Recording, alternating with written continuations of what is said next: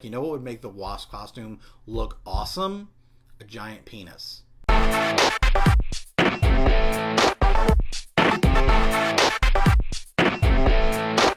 Hey geeks, welcome to my channel. I'm Trey Guillotine, and you're watching Daily Marvels, where I give a few thoughts of some of the Marvel news that has gone on in the past week. Robert Downey Jr. built a playground. There's some questions surrounding Ant-Man and the Wasp costume choices, and Spider-Man may be appearing in Venom after all. If you like this video, make sure to give it a thumbs up, subscribe, and share it around so others can join the conversation. So this is just a bit of good news. Apparently, Robert Downey Jr. and his wife Susan actually got together with the organization Kaboom to build a playground for an elementary school. The school that they built it for was Frank D. Parent Elementary School, and the playground was actually designed by the students that are going to be using it. So from the video that Tony Stark posted, from the video that Robert Downey Jr. posted, it looks like a really fun playground, and it was such a big deal. They raised the money to get the funds to build the playground. Kaboom, from what I understand, is a group that kind of focuses on things like that, like building and strengthening different community projects and parks and playgrounds. But it's really cool that the kids themselves are the ones who designed it, and then it was built alongside Kaboom, just members of the community. So teachers, parents, other children, and other teenagers, just the community got together and they built these kids this really awesome playground. So just a bit of good news to kind of start the day, if that's what you're looking for. I thought it was just a nice little bit of good news. So we got our first look at Ant-Man and the Wasp costumes in Ant-Man and the Wasp, and I think they look really cool. This is the third costume we've seen for Ant-Man, and the first, well, I guess technically the second or third costume that we've seen of the Wasp, because we saw Janet Van Dyne. No, that's not her name. Because we saw Hank Pym's wife as the Wasp in Ant-Man, and she was wearing a costume that actually looked kind of similar to Ant-Man, and then we saw another Wasp costume at the end of Ant-Man. So I guess technically this is the third time we're seeing the Wasp costume, but it's definitely enhanced. It's different than what we've seen before. It's a much darker color than we saw in when his wife was using it, which was a red color, and then at the end of Ant-Man, we saw that it was kind of goldish, or there are gold parts to it. Maybe that's just because it was like unfinished being designed. So this is the final product, and I think it looks really cool. I'm just going to start saying this. I think it looks really cool, but a lot of people have noticed that on the torso of the Wasp costume is a penis. It's an upside down penis with her boobs, and then her abs, and it goes straight down to her crotch. Yes, when you turn it upside down, yeah, there's definitely a penis. You can definitely see it. But I also feel like that's kind of stretched, because you have to turn it upside down, and then you have to, like, that's just how her body looks. Like, it's boobs, and then yes, it's phallic. I don't even know how to describe it without just saying it looks like a penis. I don't think that's a big deal.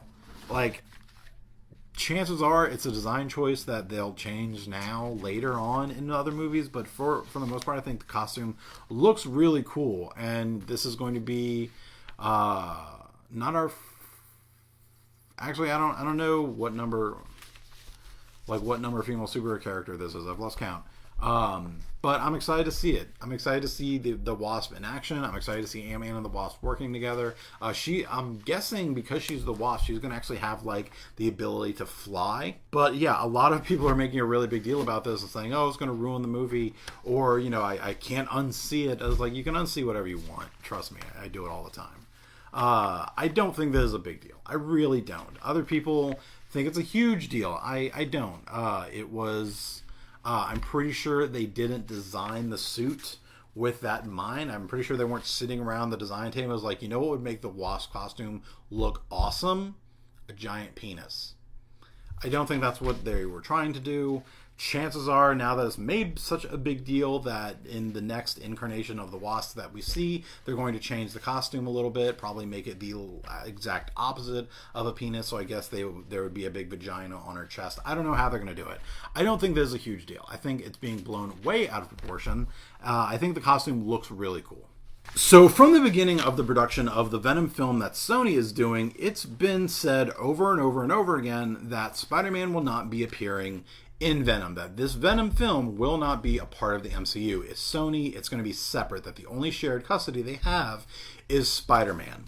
But Venom and all of their other villains that they're planning on doing movies for, I know they're planning to do a Black Cat movie and I think a Silver Sable movie.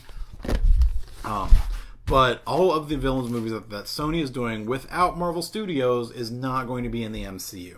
Well, apparently that might not be accurate, since Tom Holland has been actually spending spent a couple days on the Venom set. We don't know officially why he was there, if he was there filming scenes, or if he was just there hanging out because he was like, oh, cool, let's go hang out on the Venom set, because actors do that from time to time.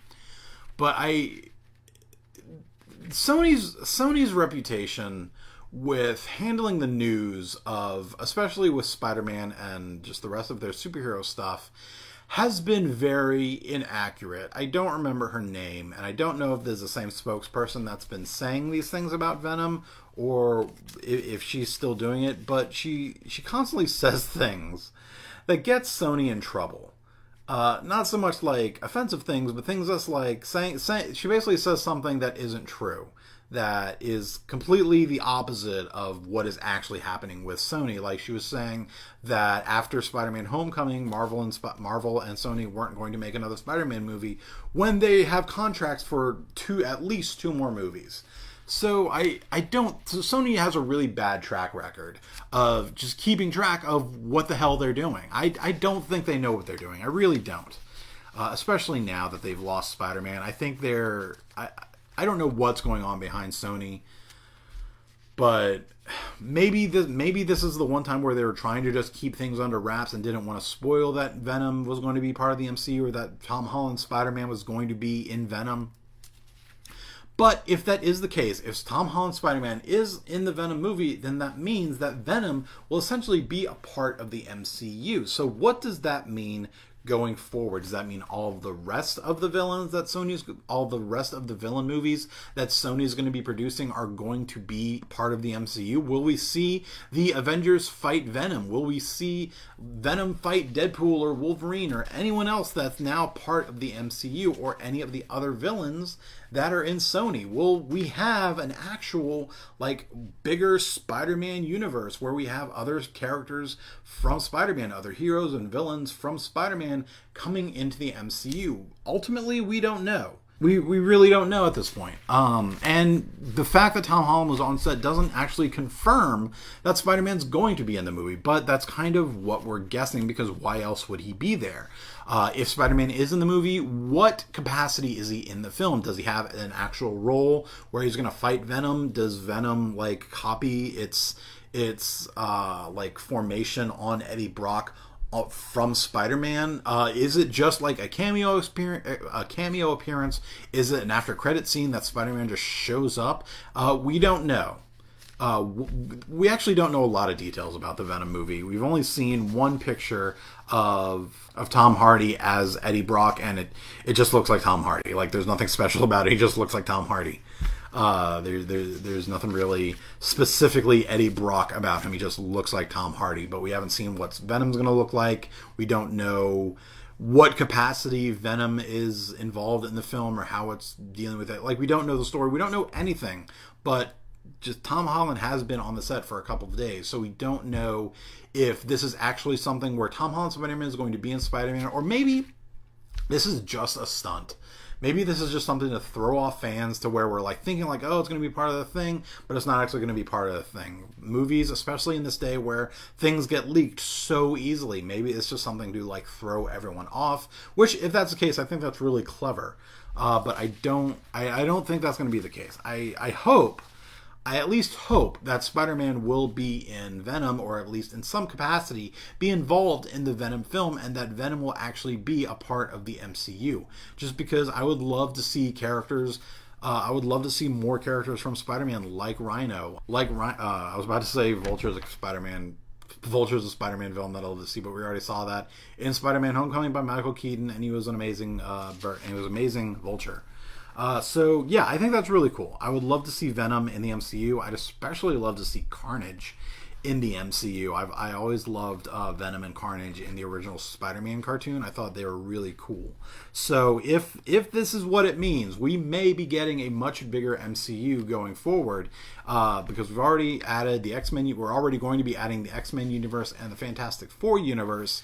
I'm pretty jazzed if we're going to be like officially adding the Spider-Man universe, and maybe even have Spider-Man fight Wilson Fisk at some point. I think that would be amazing. What did you think of these daily Marvels, and were there any stories you'd like to talk about that I missed? Let me know in the comments and follow me on all the internets. If you like this video, make sure to give it a thumbs up and share it around so others can join in the conversation. You can check out my written reviews of Marvel TV shows, movies, and video games at treyguillotine.blogspot.com and subscribe to my channel to geek out some more. Thanks for watching and have fun.